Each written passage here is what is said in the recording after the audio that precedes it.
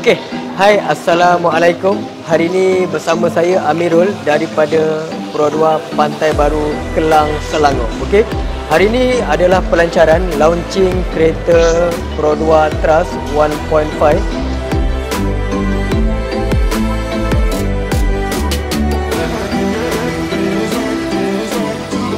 So yang ada depan saya Pro 2 Trust Spec H, di mana grill yang didatangkan daripada kilang memang glossy black yang macam you all nampak ni lah. Okey, so lampu kita menggunakan LED lamp dan juga fog lamp bawah pun warna putih.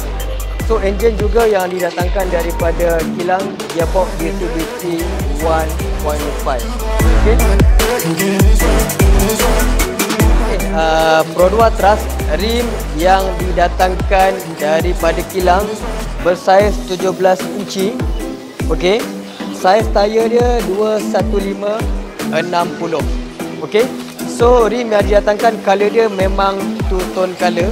And then kita tengok pada kereta Pro 2 Trust ni, dia menggunakan smart entry sama macam unit yang sebelum-sebelum ni yang Pro 2 diguna pakai ni. Okey, smart entry sama beserta keyless.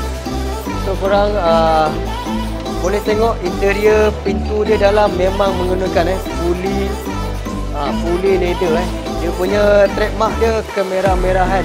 Okey, Pro 2 Trust 1.5H ni juga dia didatangkan daripada kilang, memang dah ada sensor untuk belakang. Okey, so ini adalah reverse camera dan juga design lampu yang memang awesome untuk Pro 2 Trust ni. So you all boleh tengok dia punya lampu dan juga signal dia.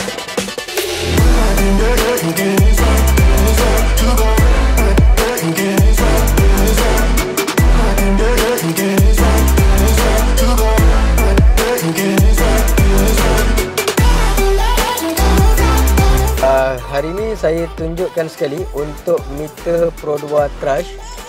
Dia didatangkan dengan TFT meter. Okey. Untuk model H juga dia didatangkan memang ada 360. Handbrake kita menggunakan pakai elektrik untuk kedua-dua model Trust ini. Kereta Pro 2 Trust ini kita menggunakan push start button dan didatangkan dengan keyless.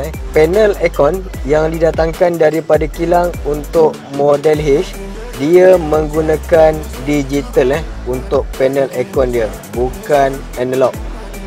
Model yang X baru dia menggunakan analog untuk aircon dia.